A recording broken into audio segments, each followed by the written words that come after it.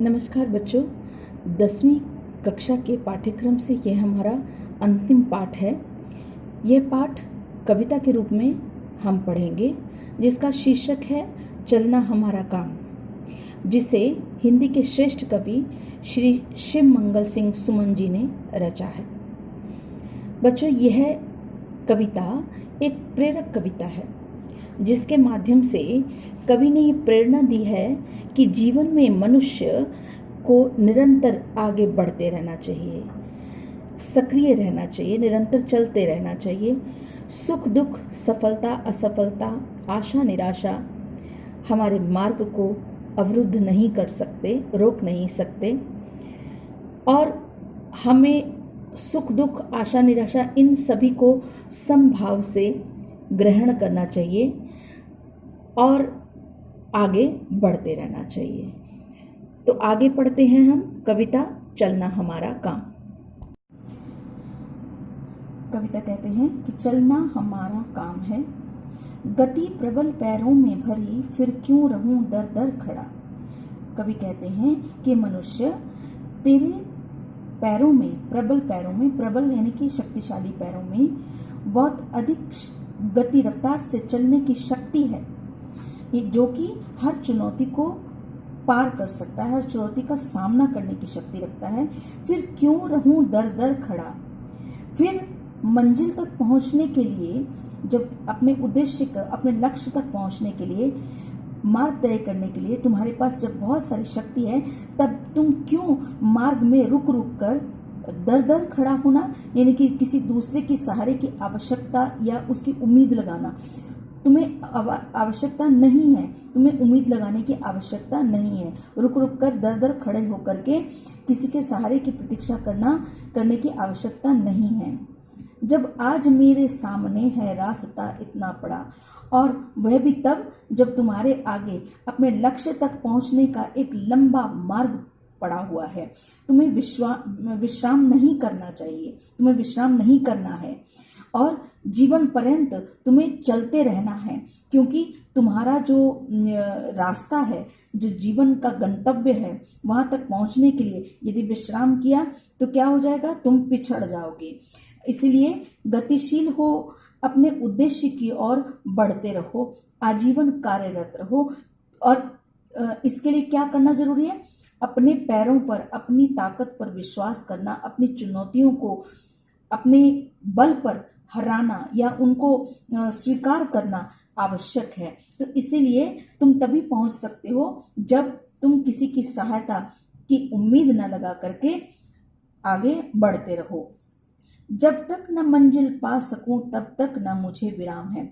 और ये याद रखना है कि जब तक तुम अपने गंतव्य, मंजिल कहाँ है, जो भी गंतव्य आपने जो भी चुना है, जब तक उसे पा ना सको तब तक तुम्हें विराम है, यानी कि विश्राम नहीं करना है, तुम्हें आराम, विराम का मतलब है आराम, कि तुम्हें आराम नहीं करना है, बल्कि निरंतर बढ़ते रहना है, कार्यरत रहना है।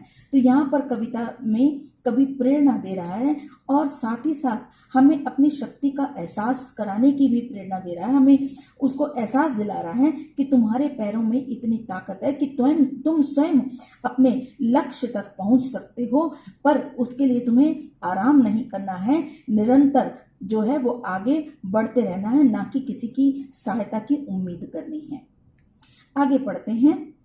कुछ कह लिया, कुछ सुन लिया, कुछ बोझ अपना बट गया, अच्छा हुआ तुम मिल गई, कुछ रास्ता ही कट गया। कवि क्या कहते हैं, हम यहाँ पर एक तरह से संकेत किया है उन्होंने अपने हम सफर का, अपने रास्ते में चलने वाले अपने राही का, जो चाहे वो आपकी पत्नी के रूप में हो सकता है, भाई बहन के रूप में हो सकता है, कोई भी। तो कुछ कह लिया, कुछ सुन लिया, कि जो भी रास्ते में मिल जाता है उससे हम क्या करते हैं, कुछ कह लेते हैं, कुछ उसकी सुन लेते हैं, जो रास्ते में, इस सफर में हमारे रास्ते में मिल जाता है। कुछ बोझ अपना बट गया, कुछ अपना, इस प्रकार से जब हम कह लेते हैं, सुन लेते हैं, तो हमारा बोझ जो है वो बट जाता है। यहाँ पर कवि ने अपनी पत्नी की ओर संकेत किया है, उसीलिए कहा है कि अच्छा हुआ तुम मिल गई, कि तुम अपनी पत्नी को कहा कि तुम रास्ते में मिल गई, कुछ रास्ता ही कट गया। इस प्रकार वो लंबा रास्ता जो मंजिल तक का था वो कट गया, ये अच्छा ही हुआ कि तुम मिल गई। क्या राह में परिचय कहूँ, राही हमारा नाम है। परंतु राह में मिलते हुए हर राही का, यहाँ पर वो अपनी पत्नी से कह रहे हैं, लेकिन हम किसी भी राही से अपना क्या परिचय दे सकते हैं, क्योंकि हम सभी जो हैं इस सफर के राहगीर हैं, हम इस सभी के चलने वाले राही हैं। तो राही हमारा नाम है, यही हमारा नाम है, यही हमारा परिचय है।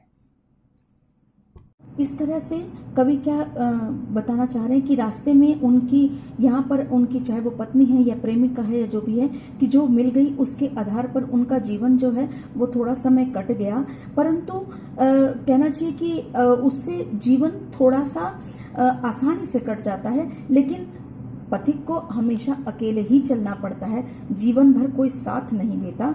तो इसीलिए चलना हमारा काम है। जीवन अपूर्ण लिए हुए, पाता कभी खोता कभी। यहाँ इस पैराग्राफ में कवि जो है, इस अवतरण में कवि जो बताना चाह रहे हैं, समझाना चाह रहे हैं कि जीवन अधूरा है, जीवन अपूर्ण लिए हुए, जीवन अधूरा, अधूरा हमारा जीवन है लिए हुए, पाता कभी खोता कभी। मनुष्य कभी अपनी लक्ष्य को या अपनी इच्छाओं की पूर्ति को होने पर, उनको पाने पर कभी खुश होता है, खोता कभी, कभी उनको खो जाने पर उनके निराश भी हो जाता है। आशा निराशा से घिरा, यानी कि जीवन में हमारे ऐसे ही सुख दुख आते रहते हैं, कभी सुख आता है कभी दुख आता है। जब सुख मिलता है तो हम प्रसन्नचित्त हो जाते हैं, उल्लास से भर जाते हैं, और वहीं जब हम उसको खो देते हैं, जब किसी चीज को खो देते हैं, या चाहे व्यक्ति विशेष को या वस्तु विशेष को खो देते हैं, तो हम निराशा से भर जाते हैं। तो आशा निराशा से घिरा, हंसता कभी रोता कभी। ये मनुष्य की प्रवृत्ति है कि वो हंसता रहता है, कभी खोने पर वो दुखी हो जाता है, लेकिन उसका निरंतर आगे बढ़ता रहना उसका आवश्यक है। वो निरंतर आगे बढ़ता जाता है, कभी रुक नहीं सकता। उसके बीच में जीवन रूपी पथ जो है वो हमेशा आगे बढ़ता रहता है। गति मति ना हो अवरुद्ध, इसका ध्यान आठों याम है। कि गति मति, हमें क्या याद रहना चाहिए कि गति मति, गति हमारे जीवन की जो रफ्तार है, मति, मति एक तरह से बुद्धि को भी कह सकते हैं कि गति मति, हमारा जो गति है, पैरों की गति, वो चलते हुए रुकनी नहीं चाहिए। मति, दिमाग भी नहीं रुकना चाहिए, ना हो अवरुद्ध, ना रुके, इसका ध्यान आठों याम है। इसका ध्यान हमें 24 घंटे रखना चाहिए, कि हमें चलते रहना चाहिए, हमें 24 घंटे इस बात का ध्यान रखना चाहिए कि गति ही जीवन है। गति अगर रुक गई, आप खुद जानते हैं कि जब गति रुक जाती है, जब मनुष्य की गति, चाहे वो हृदय की गति रुक जाती है, तो मृत्यु सामने होती है। ऐसे ही जीवन में यदि आप अगर आप नदी को देखें कि नदी की धारा जब बहती रहती है तो गति रहती है, तो उसमें पवित्रता और नयापन रहता है। वहीं जब जल रुक जाता है तो उसमें सड़न उत्पन्न हो जाती है, वो मार्ग अवरुद्ध होने से सब कुछ समाप्त हो जाता है।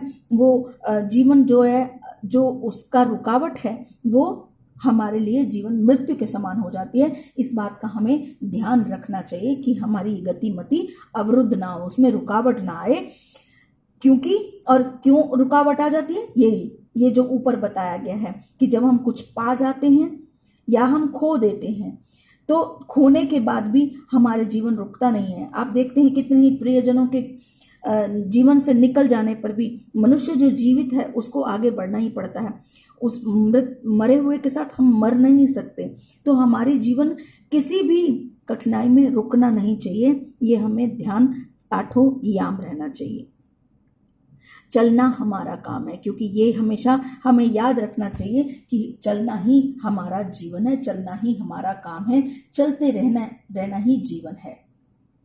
इस विशद विश्व प्रवाह में, विशद बोलते हैं विस्तृत, बड़ा, ठीक है, विश्व प्रवाह में, विश्व संसार के बहाव में किसको नहीं बहना पड़ा। कौन ऐसा व्यक्ति है जिसको कि बहना नहीं पड़ा, जिसके जीवन में सुख दुख नहीं आया, जिसके जीवन में सुख ही सुख आते रहे।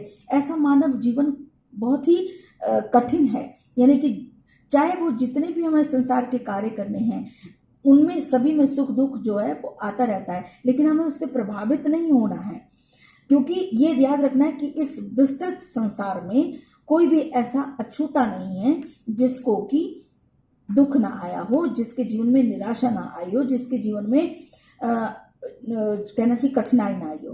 किसको नहीं बहना पड़ा, किसको नहीं बहना पड़ता है, सबको इस जीवन में उन परिस्थितियों से निकलना ही पड़ता है। जीवन के ये अनिवार्य अंग हैं। जैसे कहना चाहिए कि जब वस्त्र बनता है तो बच्चों मैं आपको इसमें दिखा रही हूं कि आप कभी उसको बारीकी से देखें तो ऐसे लाइनें होती हैं।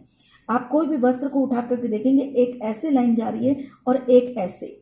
इसको ताना बाना बोलते हैं, ताना और बाना। ये जब अगर मान लीजिए वस्त्र जो है वो सीधी सीधी लाइनों में ऐसे ही बनता जाएगा तो वो वस्त्र नहीं बन सकता।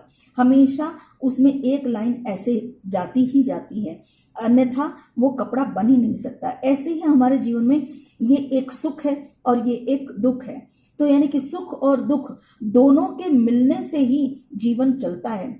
अगर आप खाली सुख की उम्मीद करें और सुख के आने के बाद अगर दुख आ जाए तो आप विचलित हो जाएं, जीवन का परित्याग करने के लिए तत्पर हो जाएं, तो ये हमेशा याद रखना है कि इस बड़े संसार में, विस्तृत संसार में, विश्व प्रवाह में, इस बहाव में, संसार के बहाव में किसको नहीं बहना पड़ा, सभी को यहाँ बहना पड़ा है। आप किसी भी बड़े से बड़े व्यक्ति की जो कहना चाहिए आत्मकथा उठा करके देखेंगे तो उसमें भी आप देखेंगे कि बड़े बड़े महान लोग भी महान इस प्रकार नहीं बने।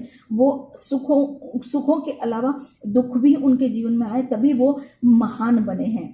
तो इसलिए कहा जाता है कि किसको नहीं बहना पड़ा, ये सोचना चाहिए जब हमारे जीवन में निराशा आए तो। सुख दुख हमारी ही तरह, सुख दुख क्या है, हमारी ही तरह। जब जीवन में सुख दुख आए तो ये याद रखना है कि हमारी तरह सुख दुख किसको नहीं सहना पड़ा, किसको नहीं सहना पड़ा, सभी को सहना पड़ा है। बड़े बड़े जो महान व्यक्ति हैं उनको भी सहना पड़ा है। अगर हमने विनय के पद में पढ़ा था रामचंद्र जी, क्या रामचंद्र जी ने 14 वर्ष का वनवास नहीं काटा?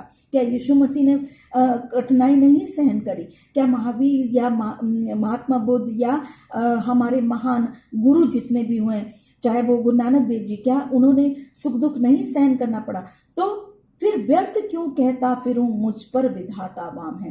तो इसलिए जब हमारे पास कठिनाई आती है तो मैं क्यों बेकार में कहते रहना चाहिए कि मुझसे विधाता वाम है, मतलब विरुद्ध है, कि भगवान मुझसे विरुद्ध है, मुझसे नाराज है, मुझसे रुष्ट है, मेरे काम से रुष्ट होकर के मेरे ऊपर विपत्तियों का पहाड़ आ गया है। तो ऐसा क्यों कहना है? ये नहीं कहना है, क्योंकि जीवन में चलना ही हमारा काम है। क्योंकि चलने के बगैर जीवन जो है वो रुक जाता है, मृत्यु के समान है। चलना ही मनुष्य के जीवन की नियति है। तो यही हम आज की जो पाठ है वो यही समाप्त करते हैं। कुछ ही अंश शेष है जिसको कि हम अगली वीडियो में देखेंगे और इसी अगली वीडियो के साथ ही आपको वर्कशीट भी दी जाएगी। तब तक के लिए हम विदा लेते हैं। धन्यवाद बच्चों, आपका दिन मंगलमय हो।